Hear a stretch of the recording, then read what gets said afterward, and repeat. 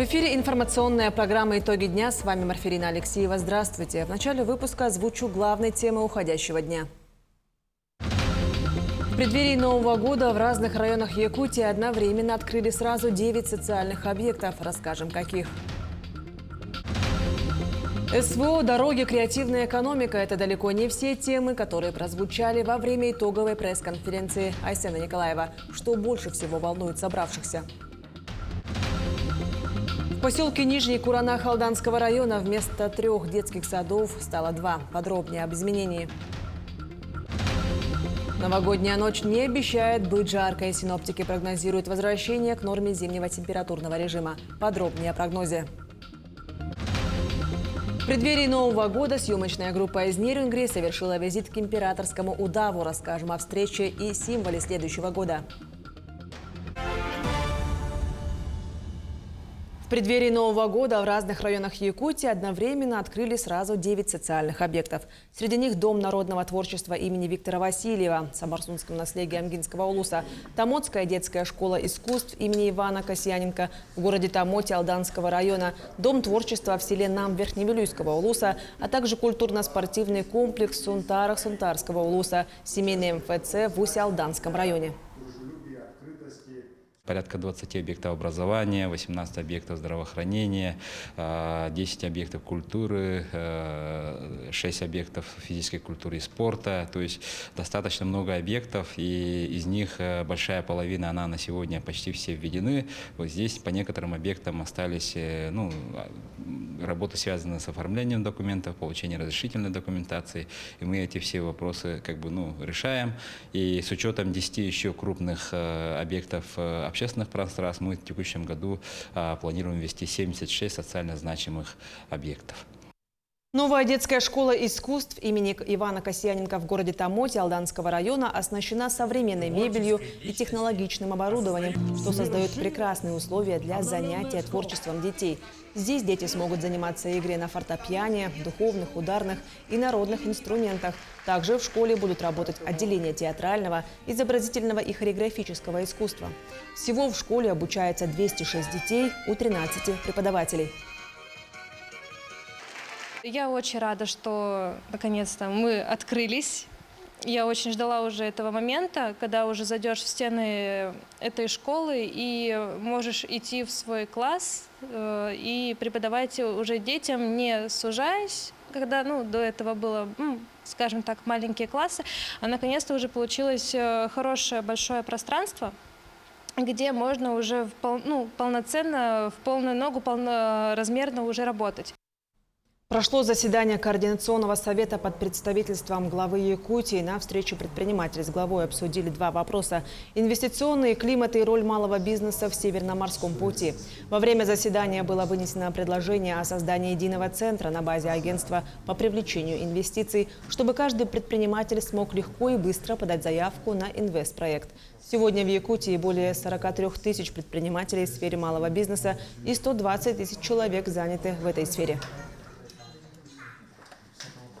В следующем году у нас предстоит большая работа по формированию мер поддержки с учетом текущей высокой ключевой ставки, с учетом формирования кредитных продуктов, длинных дешевых денег, для того, чтобы могли реализовываться те же инвестиционные проекты.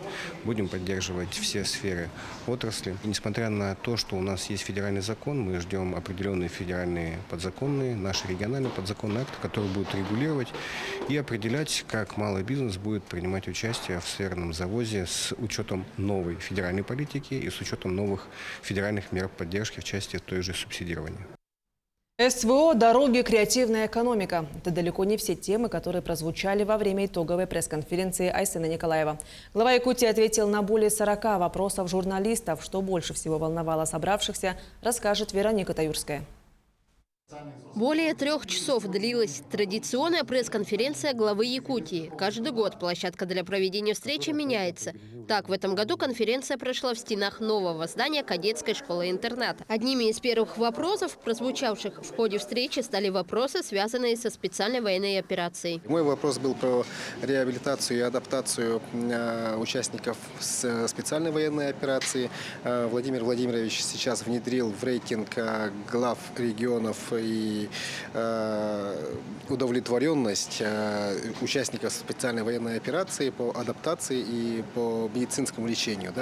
Вопрос был в том, что насколько сегодня мы готовы к этому. Понятное дело, что в городах ситуация сейчас у нас лучше, но в отдаленных населенных пунктах мы тоже должны по этому поводу работать, по адаптации и по реабилитации наших участников специальной военной операции. Как отметил Айсен Николаев, вопросы, связанные с реабилитацией участников СВО, не могут решаться одним регионом. Вопросы реабилитации, вопросы лечения наших военнослужащих, они, конечно, должны решаться на федеральном уровне. Это базовые решения. Да? Другой вопрос, что, конечно же, регионы должны делать уже дополнительные меры, которые помогут нашим военнослужащим быстрее восстановиться. Не остались в стороне вопросы, связанные с предоставлением скидок на авиабилеты детям от 2 до 12 лет. Как отметил Айсен Николаев, решение, принятое Владимиром Путиным, безусловно, распространяется и на Якутию. По Полярникам и по Якутии действовали скидки для детей от 30 до 50%, они уже были. Но после прямой линии я с министром транспорта разговаривал, дал ему поручение, и с 9 января следующего года у нас для детей от 2 до 12 лет будет скидка 50% и там, и там. И по Якутии, и по полярным линиям, и по компании «Адрес». Кроме вопросов, связанных с СВО и субсидированием билетов, были обсуждены такие темы, как строительство дорог в районах, автобусная реформа в Якутске и многие другие. На традиционной пресс-конференции присутствовало более 40 журналистов из региональных и федеральных СМИ. Глава Якутии честно и открыто ответил на все заданные вопросы. Вероника Таюрская, Джилостан Иннокентьев, Якутск. Долгожданным подарком к Новому году для 26 нюрнбергенцев стало торжественное вручение ключей от новых квартир, выданных по программе обеспечения жильем сирот и детей, оставшихся без попечения родителей. 2 новых жилых дома расположены в новом квартале столицы Южной Якутии. В каждом 63 квартиры, 13 из которых предусмотрены для реализации этой программы. Дома построены по самым современным технологиям с учетом климатических особенностей региона. В следующем году к заселению по этой же программе планируют сдать еще 3 многоэтажки. Печально рад. Долго ждали, очень долго. Ходил, добивался, чтобы выдали. По итогу под конец года выдали все-таки. Эмоции переполняют, очень много их. Я очень рада. Это, можно сказать, очень большая привилегия, очень большая такая возможность, можно сказать, и от Бога, и от нашего города, и от всех. Это очень здорово и классно, что в 20 лет я могу уже иметь свою квартиру. Нет, еще не видела. Сейчас поедем, будем смотреть. В следующем году газ проведут в населенные пункты Ленского и Нерюнгринского районов Якутии. Активная работа по газификации Алданского района пройдет до 2026 года. Об этом сообщил глава Якутии Айсен Николаев в ходе пресс-конференции. По соглашению с «Газпромом» порядка 30 поселков Ленского, Алекминского, Алданского и Нерюнгринского районов должны быть подключены к газу от «Силы Сибири». Работа идет, сейчас проходит строительство межпоселковых газопроводов. В квартале труда и ТРК «Азия» установлены быстрые электрозарядные станции для электромобилей. Агрегат имеет мощность 150 киловатт, одновременно могут заряжаться 2 машины. Среднее время зарядки составляет 20-25 минут. Подобные станции будут установлены не только в Якутске, но и в Нижнем Бестяхе и Алдане, рядом с социально значимыми объектами. В следующем году планируется установка 10 подобных станций. Отметим, станции установлены в рамках соглашения Министерства промышленности Республики с Министерством энергетики России по программе предоставления субсидий из госбюджета. Станция работает через мобильное приложение. Человек подъезжает, устройства и сами зарядки, они разные в зависимости от автомобиля, но они универсальные, подходят для разных видов и марок. Вот заряжается быстро, через приложение человек его оплачивает и смотрит и контролирует заряд. Еще что удобно, в этом приложении можно увидеть, в каких местах расположены зарядки. Я лично очень рада, что у нас наконец-то в городе появились вот такие вот станции быстрой зарядки, потому что мы сами живем за городом. И вот когда, бывает же нужно вот срочно куда-то поехать, а с электрокаром всегда, это не всегда получается, потому что там всегда ориентируешься на заряд батареи. И вот такие вот штучки, быстрые зарядки, будут способствовать тому, что мы будем быстро заряжаться и экстренно куда-то выезжать. Законопроект по новому порядку предоставления республиканского материнского капитала «Семья» внесут на рассмотрение в парламент Якутии в первом квартале 2025 года. Инициатива, впервые озвученная главой региона в послании Госсобранию, предполагает расширение мат-капитала на семьи, у которых родился 4-й и последующий ребенок. С учетом целевого капитала «Дети столетия» в следующем году единовременная поддержка составит 433 тысячи рублей. В ряде школ Якутска внедрили систему безналичной оплаты питания. Благодаря ей детям не нужно носить с собой наличные или банковские карты. А родители могут в приложении отследить, что покупал в школьном буфете их ребенок. Цифровой сервис, разработанный Центром программного обеспечения «Статус», внедрил оператор школьного питания. Учащимся пилотных школ были выданы бесплатные единые школьные карты от Алмаз-Эргенбанка, с помощью которых учащиеся расплачиваются в школьном буфете, автобусах, проходят в школу через турникеты, а также покупают со скидкой некоторые позиции блюд. В поселке Нижний Куранах Алданского района вместо 3 детских садов стало 2 в результате слияния «Радуги» и «Журавлика». В настоящее время в «Журавлике» завершается капитальный ремонт, и в новом году садик примет воспитанников. В свою очередь здание «Радуги» будет передано детской школе искусств. Тему продолжит Татьяна Вахнина. В стенах детского сада «Журавлик» поселка Нижний Куранах продолжается ремонт. Реконструкция и отделка проводятся во всех помещениях. Капитальные работы идут интенсивными темпами. Само здание постройки 2005 года. За это время уже поизносилось, и сейчас такой грандиозный ремонт идет. 1958 квадратных метров. Придаются покраски, побелки, демонтажу. Средства на капитальную реконструкцию были выделены из районного бюджета. Фронт работ стал масштабным. Наряду с заменой системы отопления и сантехники, ремонтом полов, электромонтажными работами и установкой новых окон и дверей была проведена частичная перепланировка помещений. Начиная от очистки потолков, очистки стен, демонтаж утеплителя полов, все это заново, базовые шпаклевки, финишные шпаклевки, покраски помещений, замена частично батарей, замена окон 15 штук, замена новых 67 дверей. Планируется, что по завершении капитальных работ детский сад примет порядка 140 детей. Это воспитанники не только «Журавлика», но и «Радуги». Напомним, ранее 2 садика Нижнего Куранаха были объединены в одно юридическое лицо. Пока дошколят педагоги принимают в здании «Радуги», но уже совсем скоро ребята придут в свои новые группы. Мы планируем открыть 6 групп. И самым маленьким нашим воспитанникам будет всего год и 3 месяца. И до 8 лет.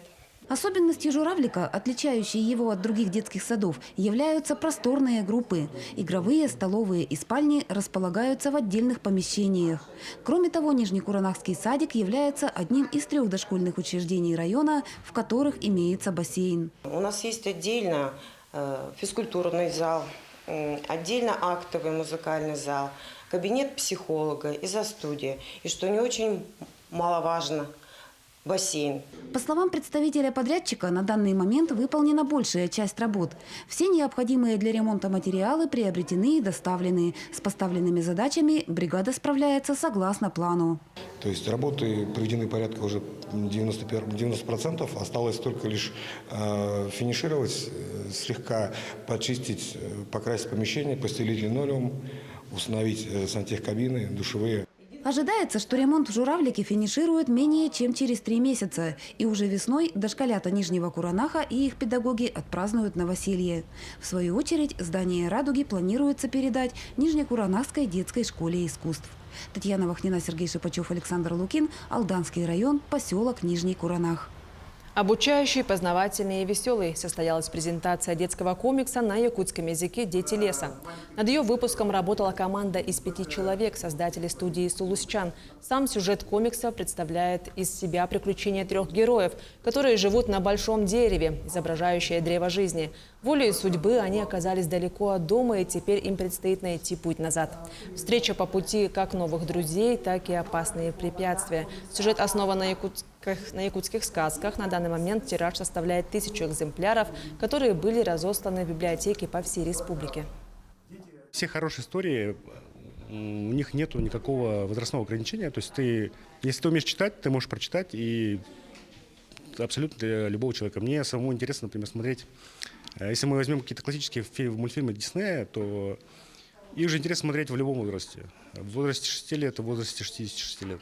Поэтому, да, у этого комикса нет определенной аудитории. Хотя, конечно, я надеюсь, что маленьким детям будет интересно. То есть мы рассчитывали на то, что это дети будут читать с мамами. То есть это где-то перед сном мама читает ребенку, например, чтобы он учил родной язык. Синдбад-мореход готовится к свадьбе, но его ждет новое приключение.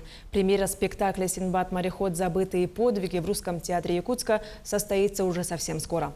Постановка основана на мифах и легендах сказки. Подробнее о постановке смотрите в следующем сюжете.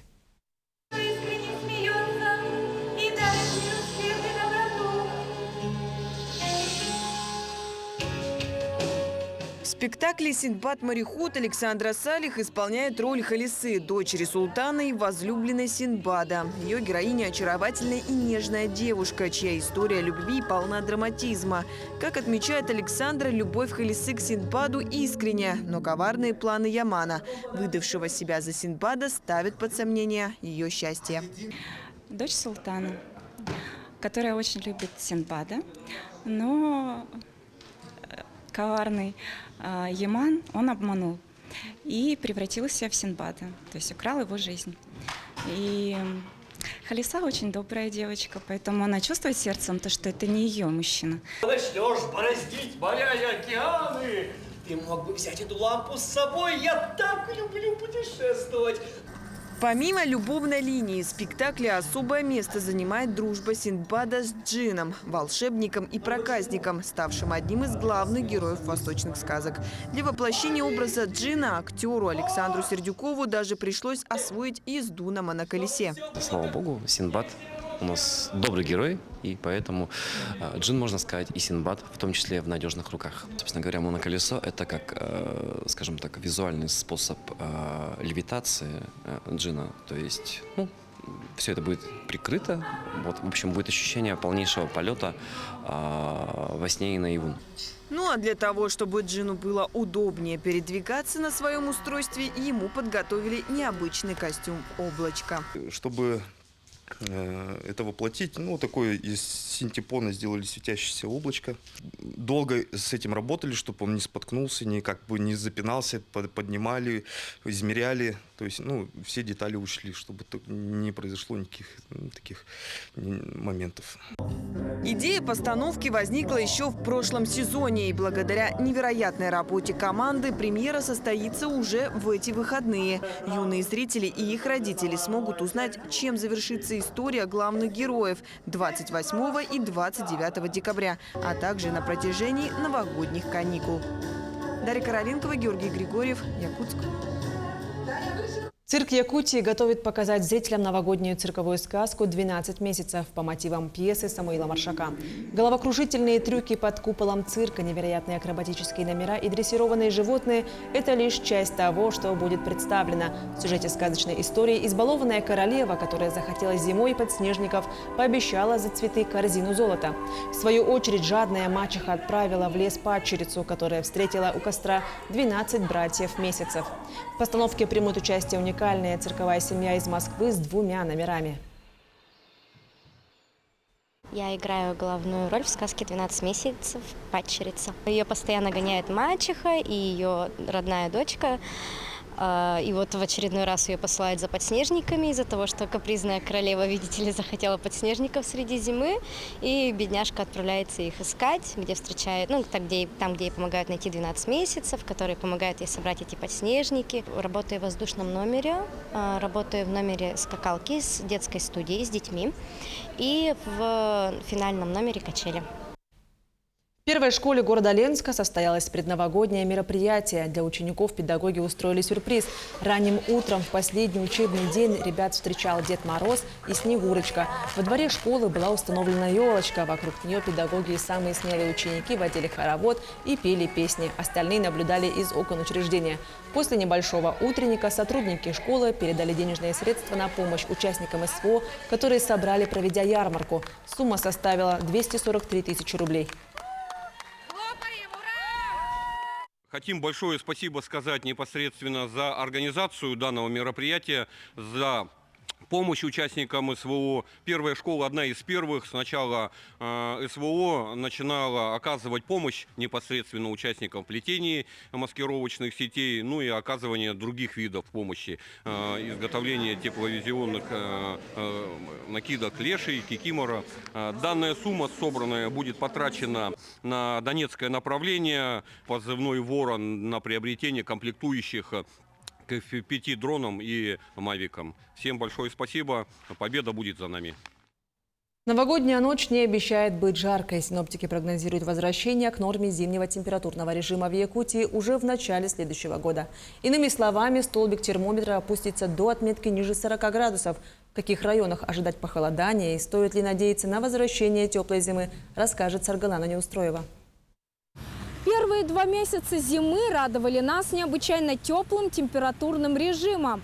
Столбик термометра в это время редко когда опускался хотя бы до минус 40 градусов. Неужели так будет всегда? Увы, уже в новогоднюю ночь якутская зима вновь напомнит, какой суровой она может быть.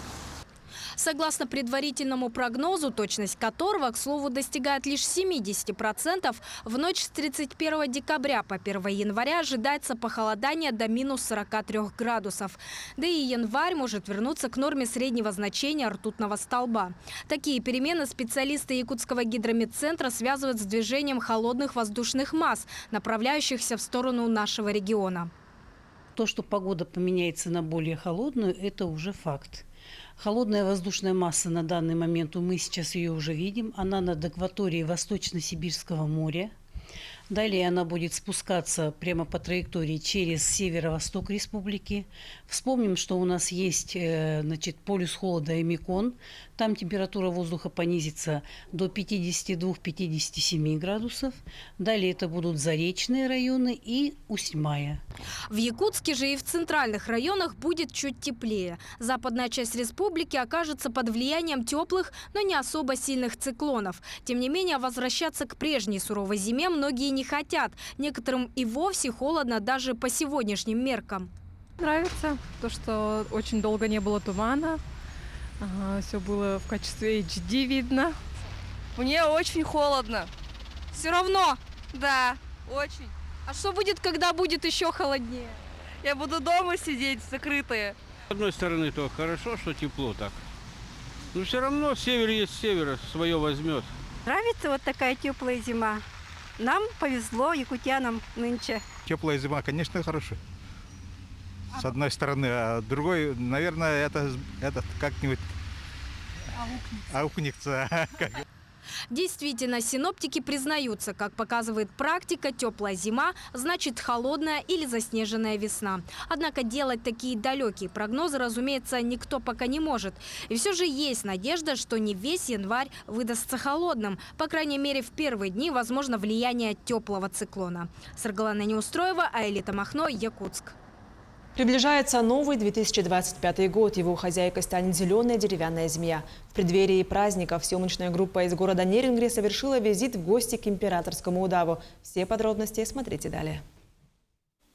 Несмотря на то, что многие люди испытывают не самые положительные эмоции при виде змей, в китайском гороскопе змея – одно из самых уважаемых и почитаемых животных. Она является символом ума и мудрости, а также гибкости и хитрости. Сегодня, в канун наступающего Нового года, мы познакомимся с его символом – императорским удавом, и попробуем узнать его характер. Мы побоялись даже притронуться к змею, но его хозяйка Анна Калашникова с ним как единое целое. Она прекрасно понимает его настроение и самочувствие. Чувства страха не было такого прям никогда. Вот чувство восторга, конечно, что змея дома появилась, да, присутствовала всегда. 4-летнего удава зовут Демон. И несмотря на свой юный возраст, он даже успевает подрабатывать. Речь идет о фотосессиях и участии в программе выступлений поинга. Большую часть змей в домашних условиях, они, конечно, находятся в террариуме, спят. Кормежка, ну, по человеческим меркам очень редкая. Можно раз в 2 месяца кормить, можно раз в полгода. В зимний период времени он 4-6 месяцев может ничего не кушать. Вода в обязательном порядке должна находиться в террариуме для увлажнения и, как они сами пьют. Конечно, таких животных желательно выгуливать. Если условия не позволяют там гулять, то нет, конечно, они сидят в террариуме, особо не страдают. Но удовольствие от свежего воздуха, свежей травки зеленой, мягенькой, они, конечно, они также любят познавать этот мир, как и мы. Кроме императорского удава, у Анны дома в дружбе и согласии проживают и другие экзотические питомцы. Колонии тараканов, паук, черепаха, а также собака и кот. Поздравляем всех нерюнгринцев с наступающим годом змеи. Желаем всего самого доброго, любви, здоровья, удачи и успехов во всем. Екатерина Павлова, Захар Головин, Нерюнгри. Таким увидели уходящий день наши корреспонденты. Ну а я с вами прощаюсь. Встретимся в эфире.